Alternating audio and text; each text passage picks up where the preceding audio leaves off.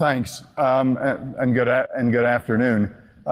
So I'm kind of inclined to start out with a survey. How many of you from organizations? How many of you are familiar with SDL processes? You know, okay. How many of you from organizations that have established SDL processes? Fewer. Okay. So what the Black Hat folks and I talked about doing was giving an introduction to how to roll out a security development lifecycle process for an organization that either is new to the process or small and has to, consider affordability in getting started. And so, that's what I'm going to attempt to do here. A little bit of an experiment, just from talking to people at the conference, an email from a friend of mine today. I think there's a population of folks who are trying to figure this out, so it may be of some utility. I'm very interested in your feedback.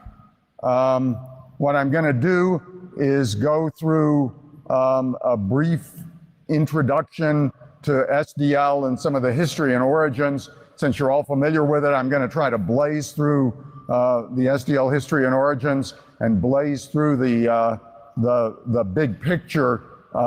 Just give you a sense of, sort of remind you of what's in the SDLs as they've been created, and then move on to some of the considerations for smaller and newer organizations and some principles that I think are important in creating an SDL process. And then the bulk of the presentation is going to be walking through sort of the big pieces of an SDL in order that I think as a new or small adopter ought to be thinking about doing, okay? And there's a lot of thinks and thinks in that sentence, because your mileage will vary. I think that's even on one of the slides somewhere. But I wanted to just give a perspective. How do I get into this without the commitment to do everything? And so hopefully I have 5 minutes at the end for questions, which is what the conference told me to do. If not, we'll have the room across the hall and I can stay as long as you want to badger me. So let's just skip over this. I think you've got it. You're new, you have limited resources, you're small, and maybe you're big and you haven't done software security, you want to get started. Okay, so a little SDL background. Anybody remember Code Red or NIMDA? Yeah, not so many. It's amazing there are people in security who don't have that memory. Back in the early 2000s, 2001 in particular, at Microsoft, where I was working at the time, we had a security response process. We were trying to do some things about product security. And in the course of 6 months, we had two amazing internet worms that took over, that basically crippled a lot of web servers, followed by a very embarrassing vulnerability in XP, which was new then. In the aftermath of that, a couple of things. Bill Gates issued the famous trustworthy computing commitment, and I proposed to the management of the Windows division that we shut down all development and take everybody offline and do security reviews of the code. And my boss said, "What are you kidding me?" This was like in November. And in January of 2002, we shut down all Windows development and did just that. So that was sort of the background of Microsoft and security. We later did what we called an audit, basically go over what we'd done to see how good a job we'd done. And that all worked well enough, not perfectly, for us to say, okay, let's do something permanent. And so the something permanent was the Security Development Lifecycle, or SDL. And the initial version of the SDL was very much taking the things we did in the security push, static analysis tools, code reviews, threat modeling, and spreading them out over the product life cycle that was typical for Microsoft, and saying, okay, developers do this, it's a mandatory requirement. At the end, we'll check and see if you did it. And if you did, then you've met the process and you're good to ship. We'll talk about what happens if you didn't meet the process a little later. We started out with a pretty ragged process. I don't even have a copy of it anymore. But what we did was to make a commitment that we were going to update it every 6 months to a year, and we continued to do that. And that process has survived to this day at Microsoft.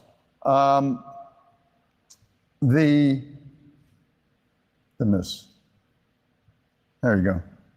Okay, so there are some strange buttons on this mouse clicker. Okay, so the process that we came up with, the usual slide that we use is this one.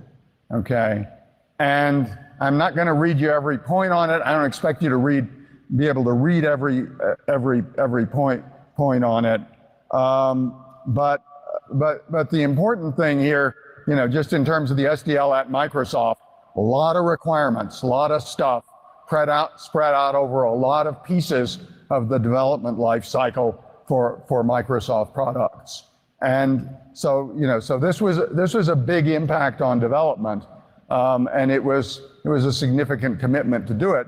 But as I said, there was a lot of pain underlying making the decision. One important point from this, yeah, there you go. It actually projects. One important point from this slide, at the end there is security response, the old Microsoft Security Response Center. And at the bottom, there's this, I lost it now, there's this feedback loop that says ongoing process improvements. MSRC finds stuff, you figure out why that happened, and then you update the process. So that's the basics of a big SDL. Safe Code, which is a nonprofit where I now work, publishes a fundamental practices for secure development document. This is the chapter headings and subheadings from the new version. And again, the point, a lot of stuff in there. I don't expect you to read it. The slides will be downloadable. But the point is, there's a lot involved in a full scope, big organization SDL. Okay, so what happens if you're smaller and newer? When Michael Howard and I wrote the book in 2006, the talking point that we had at that time was do everything. And we were new, we were probably sort of zealots, and we probably told that to a lot of people for whom it wasn't really realistic. And so, in hindsight, if you're one of those folks, I'm sorry. Big companies write a lot of code. Their products make headlines here at blackhat, and their products also get attacked. And so for a big company, there's pressure to do everything, okay, from the real world. For a small company, maybe not so much. And even if it was, you just couldn't afford it. So what do you do instead? Well, one thing to do is think about your situation, okay? If you're a small company and folks aren't as aware of you, maybe your products get less scrutiny. Maybe you're just not on the radar. Maybe people don't know. Maybe you can skate along. Maybe you're less critical to customers, although maybe you're not. I have a friend who works with a Safe Code member who spends a lot of his time worrying about software from small suppliers that are delivering critical small applications to their very critical business, and worrying about, what have they done for secure development? How do they gain confidence in the security of the software that they're acquiring.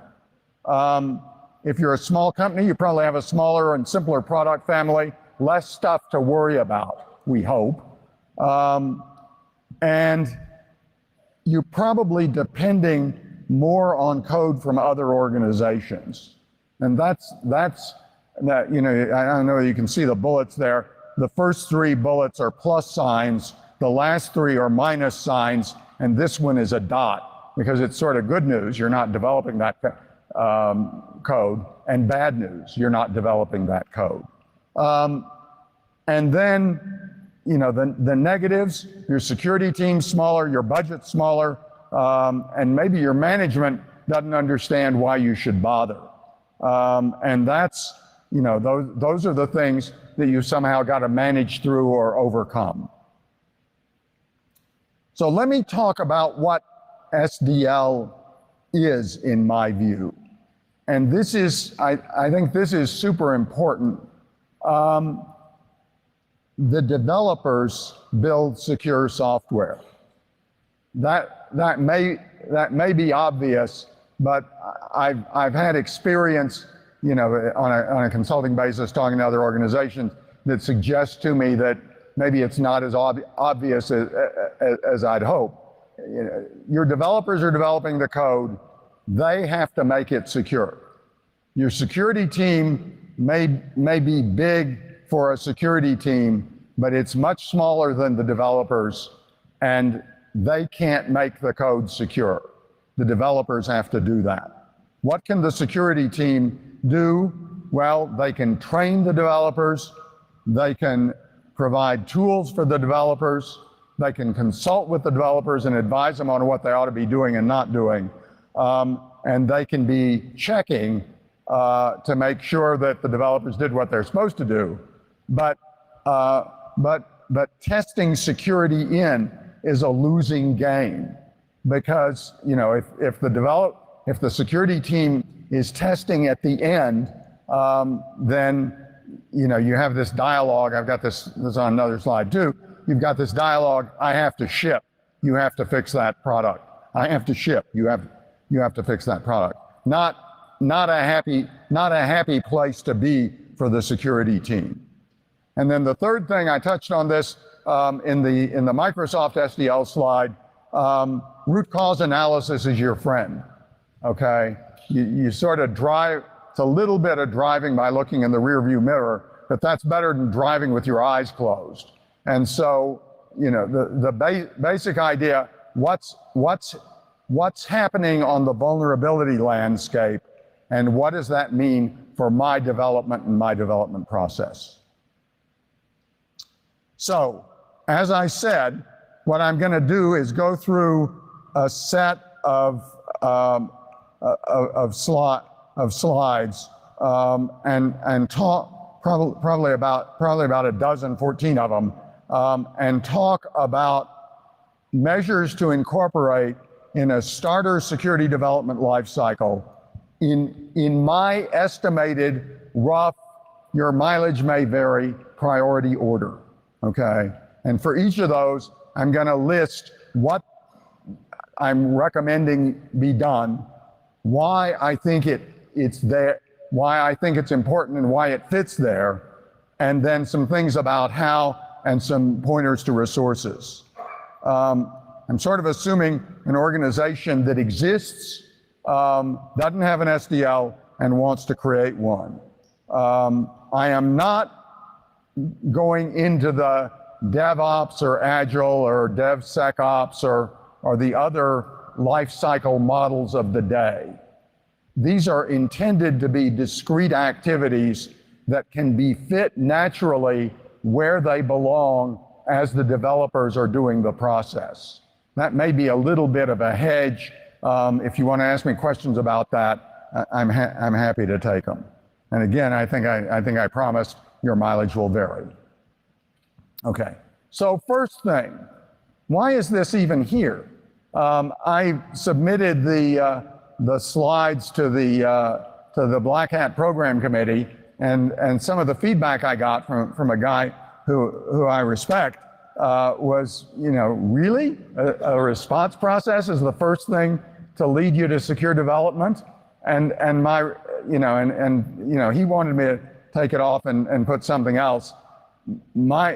I just respectfully disagree. Response is fundamental both to having credible software security so your customers will have confidence in what you're delivering, and also to creating and operating an SDL in the sense that, where else do you get your requirements? Where else do you get your feedback? How do you know how you're doing? So response process is important for a couple of reasons. And, and if you don't have one, invest in that before you start an SDL. There are lots of them. There are a couple of ISO standards. One of them is free, one of them is pay. There's FIRST, which is a nonprofit collaborative organization. Lots of guidance on building a response process. And if you're not big, it doesn't have to be big. Second thing, track your security workflow. You have a workflow system, you have a bug tracking system, you have something that lets you know what you've done on your software as you're building it. As you do that, include security in the workflow and bug attributes. And typically, what we did during the Windows security push was actually integrate a STRIDE, spoofing, tampering, repudiation, information disclosure, denial of service, elevation of privilege, a STRIDE effect for every bug, or not a security bug. So every bug had that attribute and a severity. And that gave us a way to know what the security implications of the things that we were doing were. When the tools run, they ought to file a bug in your workflow system. When this process says that you have to do something like build a threat model, that goes in the workflow system and you check it off when you've done it. And that's your way of managing the process and making sure that you do it and you know you've done it. I've seen attempts to do that in an offline or separate system. I guess it's better than nothing, much better to have it integrated. There are commercial products. I don't know of free offerings. I wouldn't be surprised. There are commercial products that let you suck in your secure development process, and they'll integrate those requirements and processes into your workflow system. So those are options that you have. But that's just important from the standpoint of knowing what you're doing. And then coupled to that, if you were in Christine Gadsby's from BlackBerry session this morning, she talked about some of this too. Have a severity rating system and a bug bar. Okay, this is a security vulnerability. What kind of impact could it have? What's the severity? What's the priority of fixing it? And in the limit, is it a ship stopper or not? The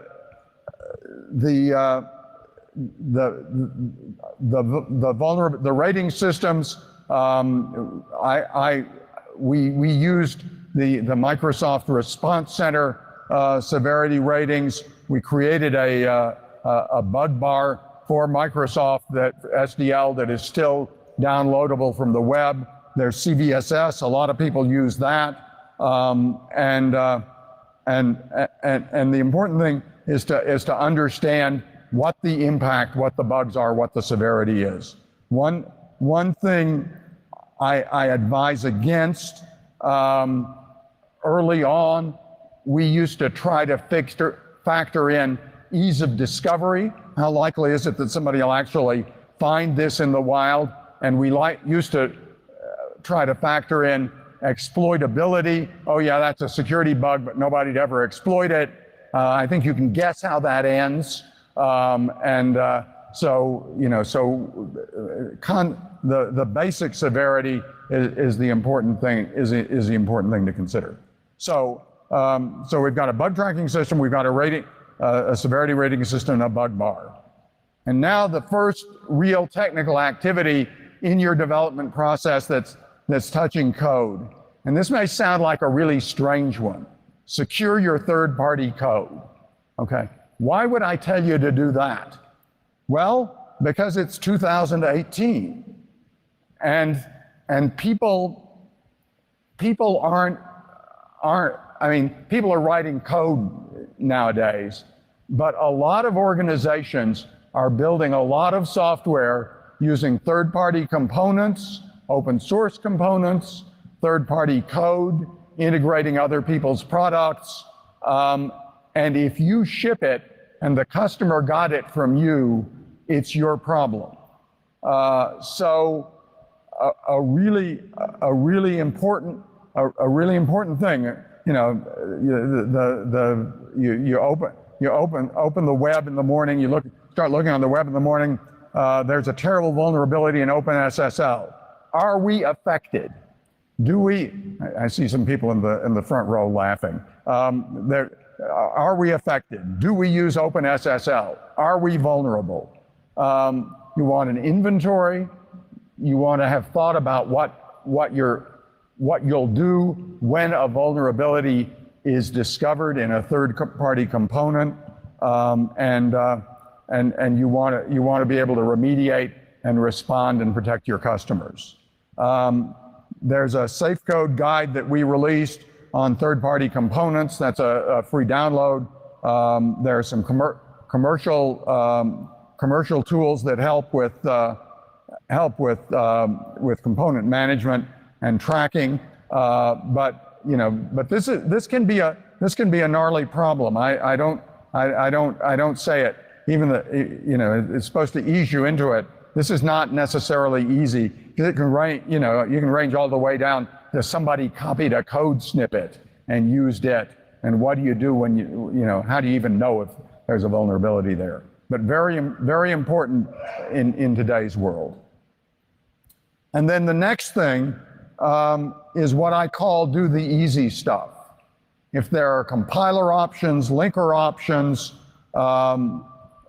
good and bad libraries, take the secure ones and build those into your development environment. And those are things that you can do, and the libraries maybe not, but they can be relatively transparent to your developers, so they're low effort and they're high impact. You may say you won't experience these common vulnerabilities, but the mitigations are provided because the environment builders thought they were important, thought they were common, worth having them, worth using them. Okay, everything from here on requires goes beyond the security team. Now everything from here to the end of the deck involves your developers, and to do that, you've got to inform and motivate them.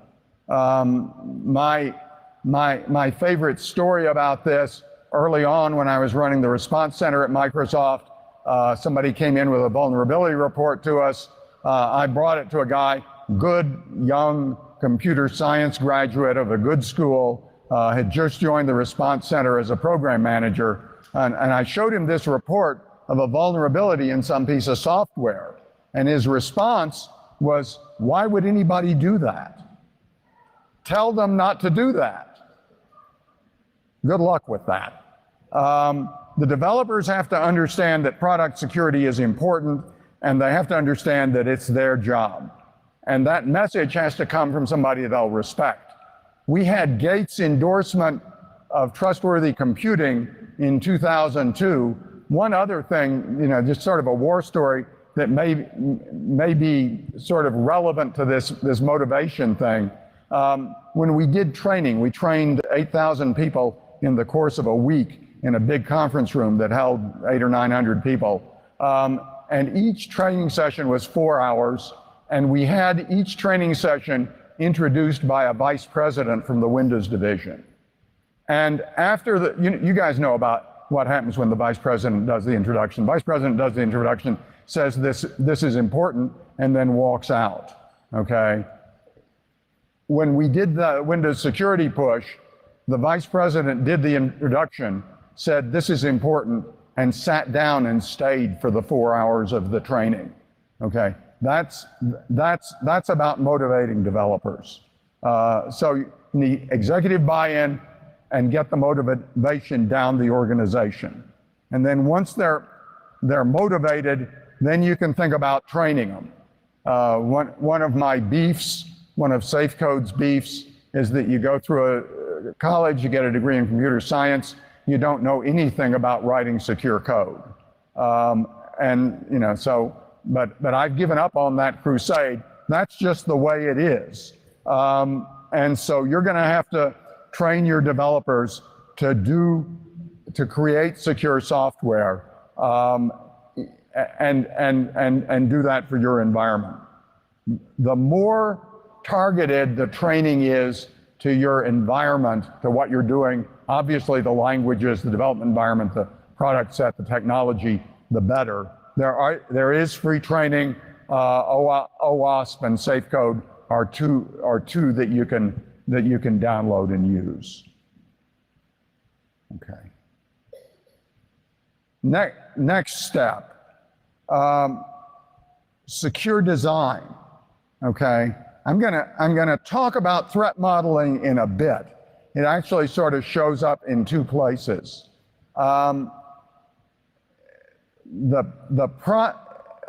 Architecturally enforced bad security is a real pain.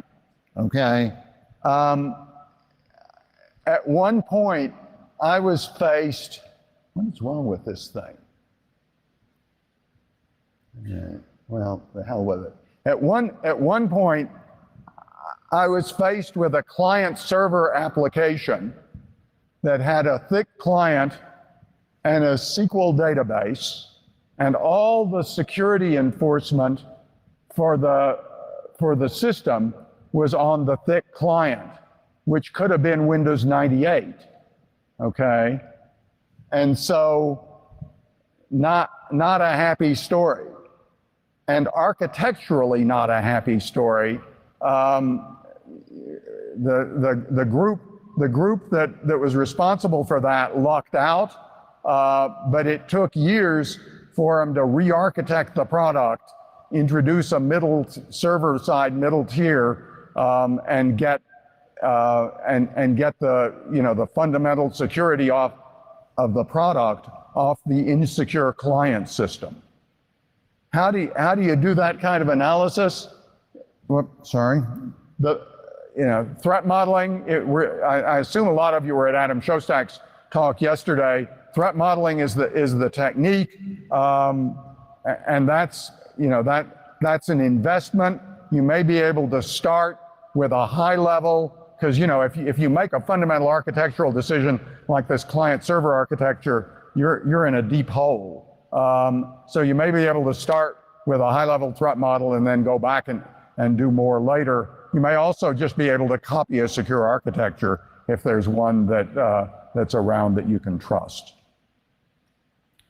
And then a couple more things. Use the platform security features. Don't roll your own crypto. For God's sake, don't roll your own crypto. The platforms or environments you're using probably provide some facility for authentication, for authorization, maybe for auditing. To the extent that those are available, you can use them. That cuts your development effort. It gets code that's probably better quality than you can write if you're just starting out. And it gives you a more secure approach. And you use those features in a secure way. Not only probably in a secure way, it's probably more secure and cheaper as well. And then, next thing, minimize attack surface. Attack surface is a term that Michael Howard created to describe the exposure of a software product to malicious attack to people trying to go after it. And that can be, open ports, unprotected files, unauthenticated services, and the answer is just use the platform features, use the options you have to close those up. Code Red and the index server ISAPI plugin buffer overrun. I don't think anybody who was affected by Code Red was actually using the index server, but by golly, it was on by default. There was an internet printing protocol vulnerability in IIS a few months before, same story, but we didn't have a worm with that one. Somebody, I had a conversation, somebody was telling me, oh, but we have to leave these things on so they'll be discoverable. And my response was, discoverability means that your system just got owned and a worm just propagated because of some feature you didn't know about and didn't want. So minimize attack surface. A lot of material about attack surface in the SDL book that Michael and I wrote. That's a free download on the web. And then, of course, there are modern scanners that will tell you what your attack surface is and how you're exposed. Okay, now we're to code level vulnerabilities. Okay, and code level has historically been the major source of vulnerabilities, CVEs, Microsoft security bulletins, which I used to track, and so on. When we started the SDL, when we started the SDL was sort of a kinder, gentler era.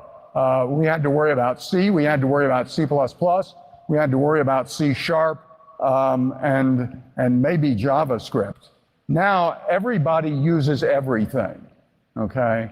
And so the languages have just propagated, and that makes it harder. And that makes it harder for development organizations to figure out a scalable, and affordable secure development process. If you're small, maybe you're not using so many languages, I hope. But the things you need to do are train your developers to write secure code in whatever languages they're coding in, use the safe libraries for things like string handling and input and sanitization and cross-site scripting safety. And then we'll talk more in the next couple slides about tools for code analysis and testing. Code level penetration testing is a thing. We did what we called penetration testing under the SDL, but that was actually deep, in-depth design review, white box and code level. Penetration testing is, it'll tell you something, but it's expensive and not especially scalable. So second thing about code, your technology may help. If you're using managed code, you don't have to worry about buffer overruns, although there are other ways to write vulnerable code, of course. And how do you know? Well, that's back to the response incidents and root cause analysis. Focus on the things that are happening to your code.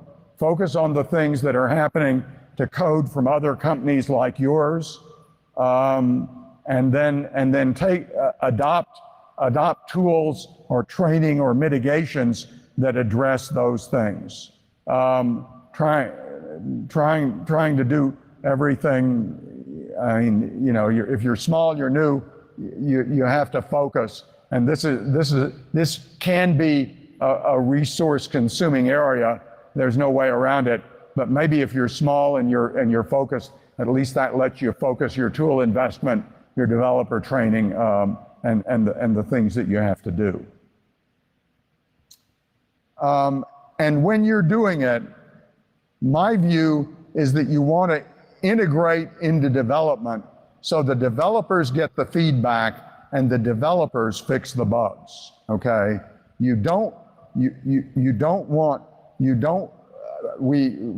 we did the Windows security push, we were running static analysis, I think every week or two, and had just started to roll out a desktop static analysis tool. But if you, most of the tools now have desktop, and if you can, that's the way to go, because it gives the feedback to your developers and helps them do the right thing and trains them and doesn't bottleneck.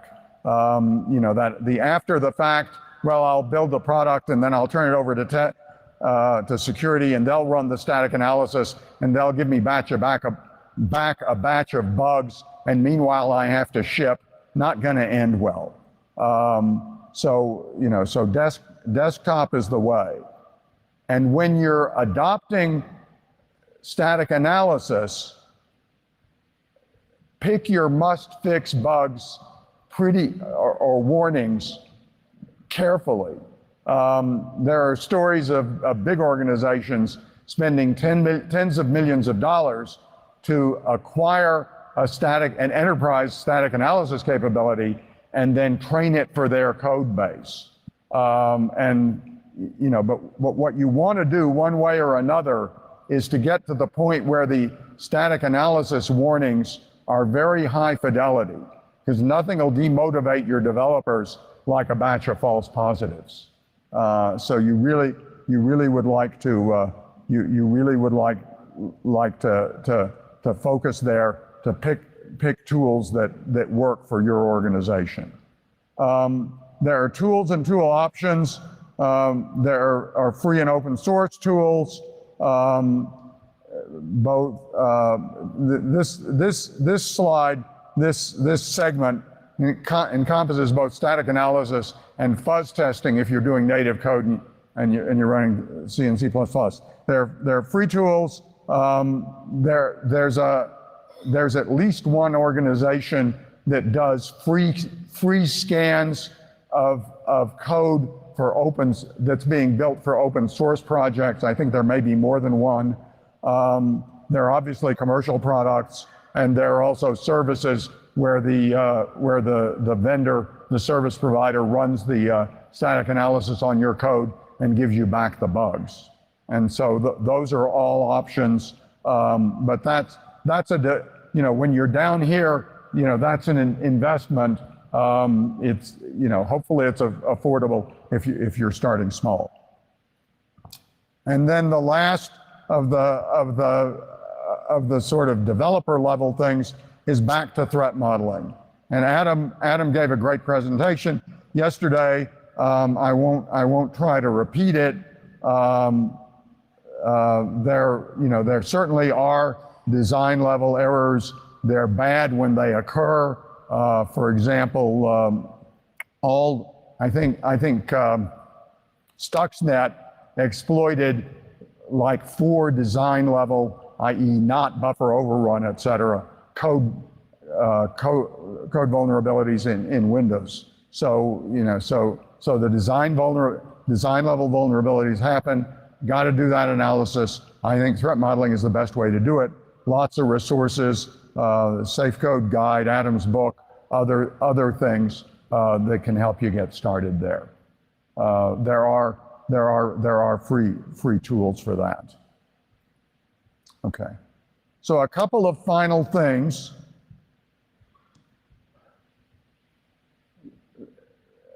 Verify that you've done it. Again, Christine's talk this morning dealt with this to some extent. When you're ready to ship, you want to know that you've met the requirements that apply to that code, okay? And that's not, you know, an after the fact penetration test. You've been tracking the SDL requirements in your workflow system, in your bug tracking system. When you're done, you run a query. Are there any security bugs unfixed? Are there any SDL work items uncompleted? And if they're not, you're probably good to go. And that you can do before you do your agile sprint, or before you release this afternoon's update to your web service. So you know, that can be as affordable as you need it to be, but you want to do that, apply that discipline. You want to know that you've done the process. And if you haven't done the process, there's something unfixed. If there's something, you know, where it's still outstanding, why then, yeah, I got it. If there's something unfixed, if there's something that's still outstanding, then your severity rating system comes into play, your bug bar comes into play, and you have a conversation about whether we can accept that risk or not. And the way I like to see the process work is that some security executive who understands security and has a conversation with a peer level product executive who wants to ship, and they discuss the implications and the risk, and then typically the product executive has the risk acceptance decision. But before that risk acceptance decision gets made, the product executive has heard what he's actually signing off on from somebody who's clueful about security. And that's a good way, if you have the data, to make the process actually pretty honest and effective. Penetration testing consultants, maybe. I'm not super big on them. If you use them, what I try to tell people, you know, make them teach you how to fish. Don't get on a steady diet of after the fact penetration testing. It's after the fact, and you probably can't do anything about the results anyway. And then the final point, almost done, about on time, bug bounty. I've seen things on the web that suggested that people were thinking of bug bounty as an alternative to an SDL. You know, I think of a bug bounty as sort of a way to have the same experience over and over again, you know, and actually not get a different result. I think of a bug bounty without an SDL as a way to have the same experience over and over and expect a different result. You know, have a bug bounty, great input, you know, great way to get reports, great way to engage the researcher community, great way to get input to that feedback loop that tells you how to update your SDL process, but not a substitute for an SDL process. So, last slide on my timer. I think I'll have 6 minutes for questions. You know, SDL can be very effective. The full process, a lot of parts, a lot of expense, but you can stage it, you can tailor it, and it can help you. The principles are super important. Developers build the code that's secure. Root cause analysis drives what you do. And to get started, the key things are response process and know and be able to deal with those third-party components. Last slide. These will be on the web from blackhat, I believe. So if you can't read them, I don't blame you. But I thought I'd put them up there. Those are all free resources from somebody, guidance documents, what have you. So with that, I think we have about 5 minutes for questions, give or take. Let's see if anybody wants has anything to ask.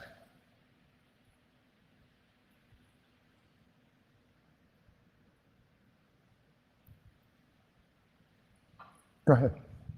Sorry. Okay, so from a security perspective, right?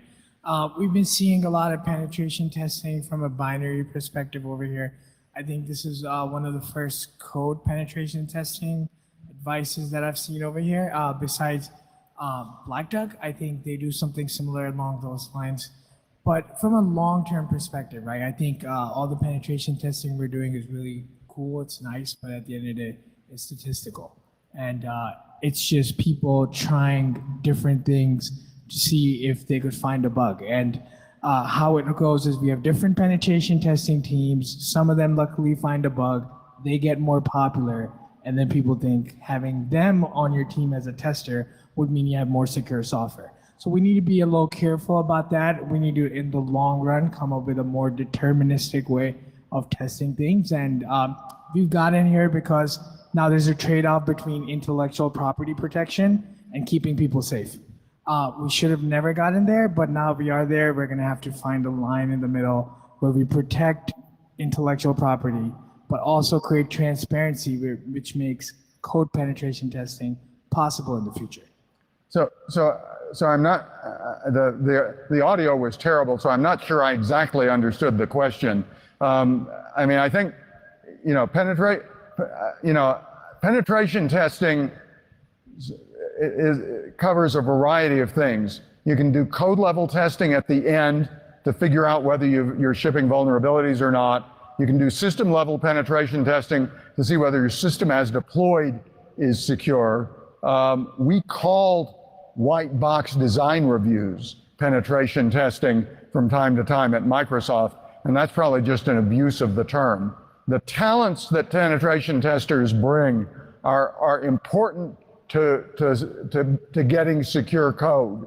The challenge, in my view, is to exploit those talents in such a way that you're actually that they're scalable, okay? Proactive then. Yeah. Yes. Surprised to see threat modeling so far down on the list.